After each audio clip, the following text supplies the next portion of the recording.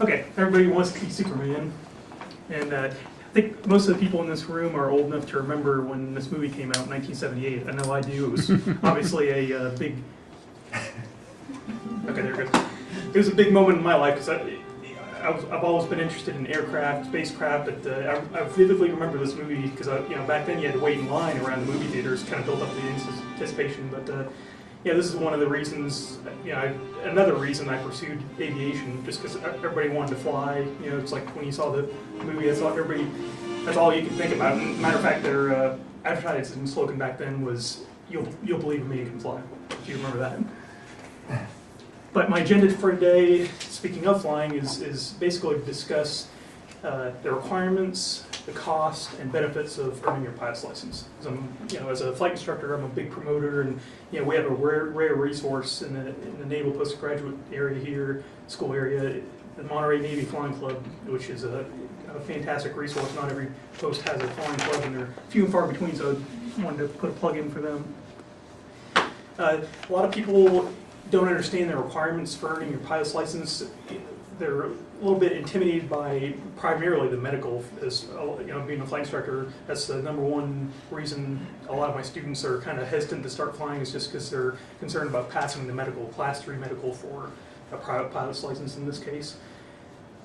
It's it's just very similar to a driver's license. I mean, obviously your sight is priority, seeing other aircraft, seeing the instrument panel, reading the instruments. Another thing, obviously, is the hearing, so you can communicate with all the air traffic controllers and other pilots on the frequencies.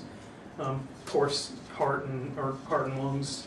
Don't want anybody having a heart attack up there. But it's a lot easier. I mean, it's really an hour of your time, and I'll get into the cost. It's a nominal cost every 2 years. Basically, if you're under 40, it's good for 3 years. But if you're over 40, 2 years.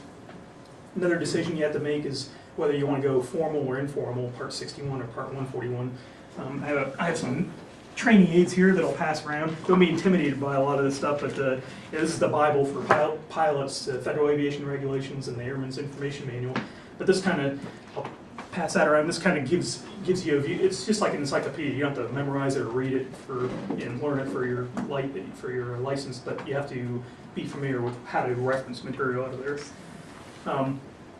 But you have the Part 61 or Part 141 flight training in ground school, and as you can see, the big difference is a few hours shorter for the formal training, just because they have a good syllabus, unsurprisingly. Now, even though these are minimums, the national average is closer to 70, just because a lot of people, they can't maintain that consistency, flying at least once, preferably twice a week. Sometimes they drag it out due to weather or money, but rather than waste time, or actually they do waste time going back to relearn some of the same stuff, so that kind of drags out the time and the cost, obviously. But just through a few things up here that you'll learn about. Obviously, the aircraft system, a lot of takeoffs and landings, emergencies, mention the radio communications. Then, of course, it leads into the flight planning and navigation. Because if you want to go somewhere, you have to where you're headed and how long it'll take to get there, obviously.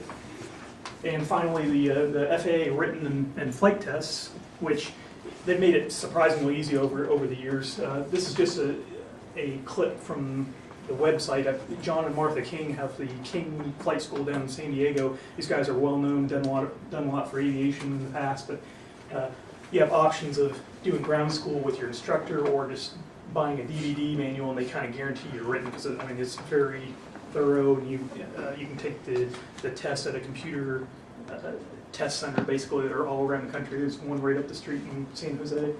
They also have videos that kind of get rid of that anxiety for when you go to take your flight test, which, everybody has a little bit of test anxiety, but this kind of gives you an opportunity to sit in the cockpit while he's doing actual flight maneuvers, and it kind of shows you what to expect as a student when you're dealing with the FAA and going for your check ride. And of course, your instructor is not going to send you out for a check ride until you're ready. You'll be well trained. These are some of the aircraft that are, you'll find out here at Monterey Navy Flying Club. These are not the T-34 there. That's a T-34 that is, somebody may recognize her as a Navy trainer. Now they've gone up to a turbine engine, but this is what a lot of Navy pilots originally trained in, as well as Air Force, but they moved on. We're lucky to have one of those. It used to be aerobatic, but now it's just regular, non-aerobatic flight now. But generally, these three are the training aircraft. And when you see wet, you see the cost there, and that's based on the size. This is what they call a two-place or two-passenger plane, and these are four. A little bit more expensive for a larger aircraft.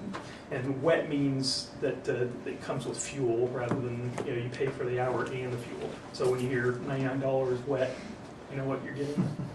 Not a lot of difference between the speed. This Cessna 152 about 100 knots, 115 knots for both these, and a little faster for the T-34, 120 knots or so. But they're all a lot of fun to fly. But the costs based on the Cessna 152, these again are just bare minimum. 5,000. I mean, that's you'll have some dual instruction with your instructor, and then solo, of course, and then go out and practice a lot of maneuvers, do your cross-country times and all that. It'll basically cost you minimum 5,000. You're probably looking more 7,000 over the course of a year. That's about how long a lot of students take. You can get it faster, but you're just not learning long term. Finally, the benefits. Obviously, a lot of personal satisfaction. You can it opens up a lot of opportunities, scenic views, flyouts. You can travel for business or personal reasons. Optimum is for general aviation aircraft is 150 to 1,000 miles, just because it's time's money, obviously. And I have an example here coming up in the next slide. With opportunities to extend your skills, you can even do better training, instrument training, aerobatics, and all that stuff in the future.